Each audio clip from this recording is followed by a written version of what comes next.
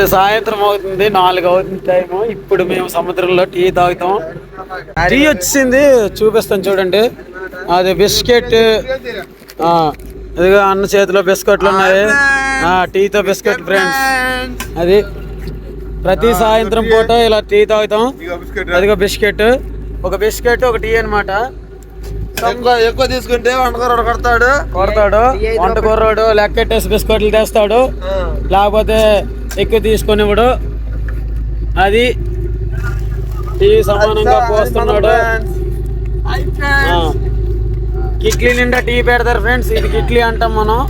దీన్ని కిట్లీ నిండా పెట్టేసి మనకైతే వేస్తారు. మిగిలిపోయిందంతా కూడా నేను ఒక్కడనే తాగేస్తాను, కానీ నాకు ఇవ్వడు.